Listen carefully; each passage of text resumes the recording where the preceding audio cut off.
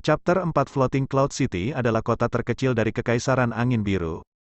Itu sangat kecil sehingga bahkan tidak pantas disebut kota. Mungkin menyebutnya kota akan lebih tepat. Floating Cloud City bukan hanya kota terkecil tetapi juga yang paling terpencil secara geografis dalam hal lokasi, populasi, ekonomi, dan bahkan kekuatan mendalam rata-rata adalah yang terendah dari yang terendah. Dewasa ini, penduduk kota terapung Cloud sering mengejek diri sendiri karena telah menjadi sudut yang terlupakan di Kekaisaran Angin Biru.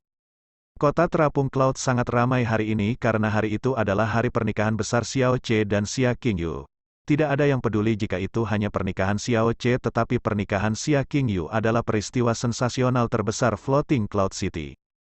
Xia Clan bukanlah klan yang hanya terlatih dalam seni yang mendalam.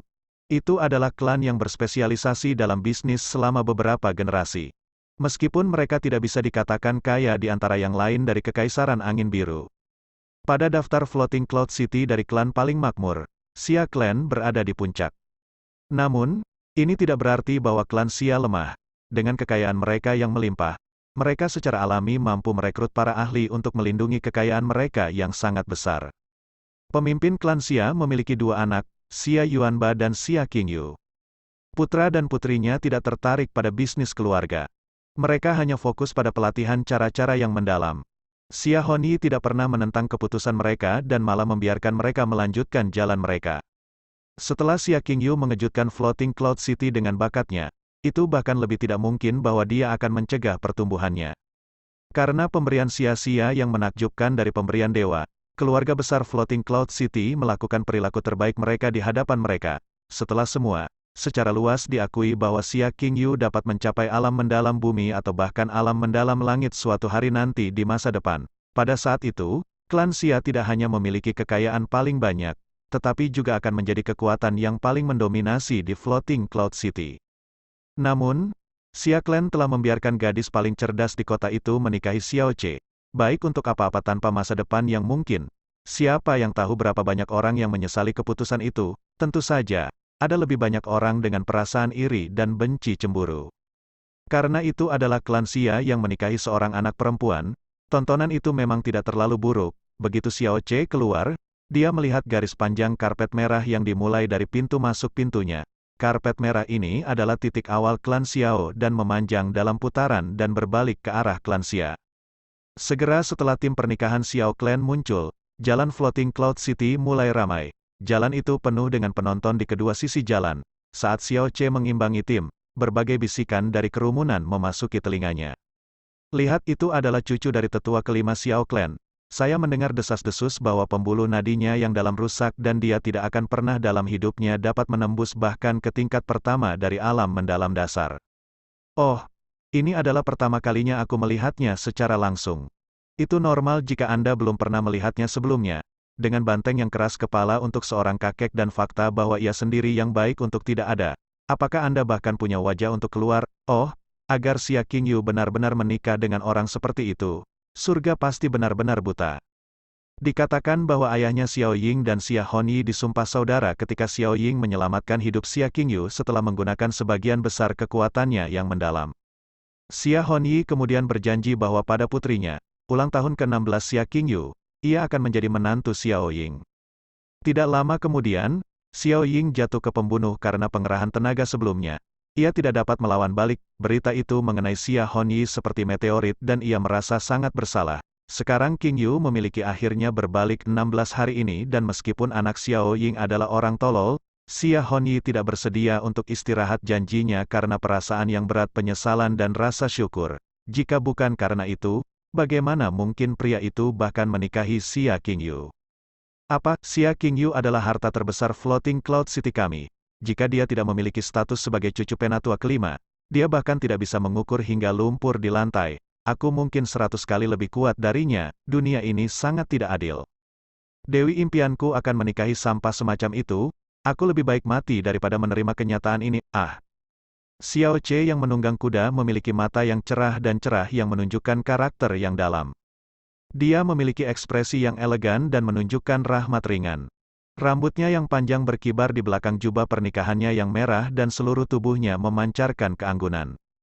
Suara bergumam dari kerumunan berisi semua jenis nada jahat, namun kecemburuan, kebencian, Prasangka, cemoohan, dan penghinaan dari orang banyak tampaknya tidak mengganggunya sama sekali. Dia tampaknya tidak sadar akan kerumunan saat senyum indah masih terpampang di wajahnya. Tidak diketahui berapa banyak gadis yang kehilangan hati ketika mata mereka berkabut dalam pemujaan. Meskipun kekuatan mendalam Xiao Che adalah yang terendah dari yang terendah, penampilannya sebenarnya tidak terlalu buruk, dia bahkan bisa dikatakan berada di luar Xiao Yulong. Ditambah dengan fakta bahwa ia jarang keluar karena kekuatannya yang rendah, ia terlihat sangat putih dan lembut, sama seperti boneka hidup. Jadi, bahkan jika pemuda yang tak terhitung jumlahnya membenci Xiao Che cukup untuk membuat gigi mereka gatal, di lubuk hati mereka, mereka juga harus mengakui bahwa dia tampak seolah-olah dia benar-benar layak dari Xia Qingyu. Saya pikir Xiao Che akan naik kereta hari ini, tetapi tanpa diduga dia mengendarai kuda. Dengan temperamen itu, sepertinya rumor itu tidak benar. Cih, sampah yang orang biasanya pandang rendah akan menikah dengan harta terbesar Floating Cloud City kami. Tentu saja dia harus bangga. Bagaimana dia bisa takut kehilangan muka? Terdengar suara pahit. Saya mendengar bahwa Tuan Muda Yuan Clan serta Tuan Muda lainnya dari keluarga lain diambil dengan Xia Qingyu. Apakah Anda pikir mereka akan datang untuk menghentikan prosesi ini? Ya benar, Xiao Che tidak lain adalah kakeknya Xiao Lai. Para ahli dari Floating Cloud City kita semua harus menghormatinya di hadapannya. Putranya sudah mati dan dia hanya memiliki satu cucu yang tersisa. Dia merawat cucunya sejak awal hidupnya. Jika ada yang menyebabkan masalah, mereka akan menemui kemarahan Xiao Lai. Siapapun yang berani melakukan itu akan kehilangan akal sehatnya, apalagi ini bukan pernikahan yang dipaksakan. Siapa yang berani menyebabkan masalah untuk mendatangkan kemarahan klan Xia? Saya memperkirakan bahwa saat ini, semua pemuda yang jatuh cinta yang benar-benar akan mengganggu prosesi terkunci di rumah mereka sendiri. Prosesi pernikahan berlangsung dengan santai, tidak terlalu cepat tetapi tidak terlalu lambat, perjalanan lebih dari 5 km memakan waktu hampir 1,5 jam. Kakak ipar, begitu dia melihat pintu masuk utama klan Xia, dia mendengar tangisan liar, sosok kokoh tinggi berlari ke Xiao Che. Orang ini tidak setua itu, tetapi tingginya setidaknya 2 meter. Tubuhnya sekuat banteng dan tanah bergetar ketika dia datang. Ketika Xiao Che memperhatikannya, dia menelan ludah dan berbicara dengan mata terbelalak. Yuan Ba, saya belum melihat Anda hanya sebulan. Bagaimana mungkin Anda sudah tumbuh lebih tinggi lagi? Pria ini, lebih akurat untuk memanggilnya laki-laki karena dia adalah adik Xia Qingyu, Xia Yuan Ba. Dia menjadi 15 tahun ini, ya dia benar-benar hanya 15 tahun. Namun, jika Anda melihat tubuhnya, tak seorang pun akan membayangkan bahwa ia baru berusia 15 tahun. Tingginya 2 meter, Xiao Che di kudanya sama tingginya dengan Xia Yuan Ba yang berdiri. Yuan Ba memiliki berat lebih dari 175 kg. Jumlah ini jelas tidak setinggi itu karena Yuan Ba gemuk, tetapi justru karena ototnya yang besar dan kuat. Otot-ototnya berkilau gelap dari logam dan menyiarkan kekuatannya yang menakjubkan. Kekuatan mendalamnya hanya rata-rata di tingkat keempat dari alam mendalam dasar. Tetapi kekuatan fisiknya adalah kekuatan yang harus diperhitungkan. Dia bisa bertarung setara dengan mereka yang berada di tingkat ke-6 dari elementari mendalam realem. Xia Yuan Ba adalah sahabat Xiao Che, satu-satunya sahabatnya.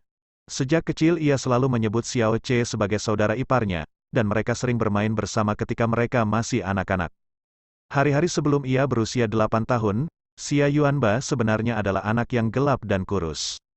Dia sering diintimidasi tetapi sejak dia berusia 8 tahun, sepertinya dia makan sesuatu yang salah dan memiliki dorongan pertumbuhan yang sangat besar, tinggi badan, berat badan, dan nafsu makannya melonjak dan peningkatan kekuatannya benar-benar menakjubkan. Sekarang pada usia 15, meskipun wajahnya belum sepenuhnya matang karena masih sangat kekanak-kanakan, ukuran tubuhnya, proporsi yang luar biasa.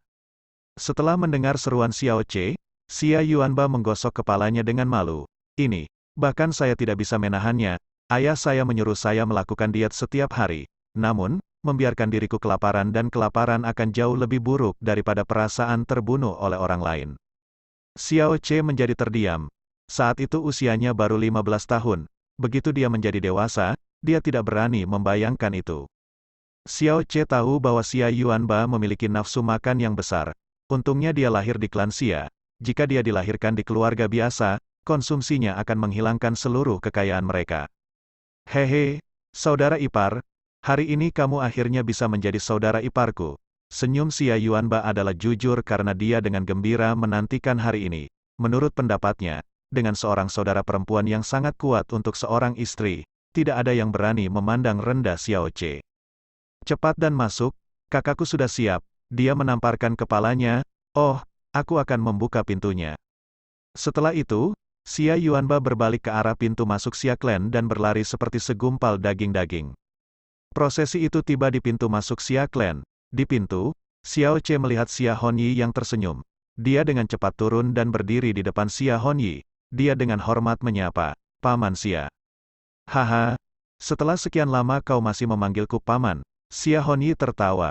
Perawakannya tidak tinggi karena dia tampak seperti pria setengah baya yang normal sedikit kelebihan berat badan. Meskipun jika seseorang memandangnya dan kata-kata sederhana dan jujur muncul di benaknya, tidak ada seorang pun di seluruh kota Floating Cloud yang berani memandang rendah dirinya. Mata Xiao Che cerah dan dengan sopan menjawab, ayah mertua. Dia selalu menghormati Xia Honyi karena Honyi adalah saudara lelaki bersumpah dari ayahnya. Sejak usia muda, dia menderita melalui tatapan mencemooh banyak orang. Tetapi Xia Honyi selalu peduli padanya. Meskipun ia dilahirkan dengan urat nadi yang melumpuhkan, Xia Honyi tidak pernah melanggar perjanjian yang dibuatnya dengan ayahnya, perjanjian bahwa Xia Qingyu akan menikahi Xiao Che begitu dia berusia 16 tahun. Haha, bagus, Xia Honyi mengangguk. Dia mengulurkan tangannya dan menepuk pundak Xiao Che. Cheer, mulai hari ini, aku akan memberikan Xia Qingyu padamu. Meskipun kau bukan pahlawan besar, kau adalah putra Xiao Ying sehingga aku dapat memiliki ketenangan pikiran ketika aku memberi Anda putriku. Ayahmu Xiao Ying adalah pria yang luar biasa. Menjadi saudaranya yang disumpah adalah sesuatu yang tidak akan pernah aku sesali seumur hidup ini karena dia adalah pria yang bergairah dan benar. Kau adalah putra Xiao Ying, meskipun urat nadamu yang dalam rusak, saya tidak percaya bahwa Anda akan tetap menjadi orang biasa di masa depan. Perlakukan putriku dengan baik. Bagi mereka yang berbicara omong kosong dan hanya bisa mengepakkan mulut mereka dengan niat jahat, mengacaukan semuanya. Mata Xiao Che membara marah. Dia dengan tegas dia menganggukkan kepalanya perlahan. Ayah mertua, tidak perlu khawatir. Meskipun orang-orang menahan saya dengan penghinaan sekarang, begitu urat nadi yang dalam diperbaiki, naga yang tertidur akan terbangun dari jurang. Saya akan membuat orang-orang yang memandang rendah saya dan mereka yang berpikir bahwa klan Xia mengambil sampah untuk mereka mertua dengan patuh menutup perangkap mereka. Xia Honyi terkejut dengan ledakannya. Dia selalu tahu Xiao Che berpikiran lemah dengan temperamen lembut dan perasaan rendah diri yang tidak disadari. Ucapan Xiao Che yang tak kenal takut, mata yang tajam dan ketenangan membuatnya melihat Xiao Che dalam cahaya baru, yang sama sekali berbeda dari sikapnya sebelumnya. Bagus, Xia Honyi mengangguk dan menepuk bahu Xiao Che lagi. Aku tahu itu putra Xiao Ying tidak akan menjadi anak biasa. Saya akan menunggu hari naga ini muncul. Baiklah sekarang, Qingyu sedang menunggumu, berlangsung.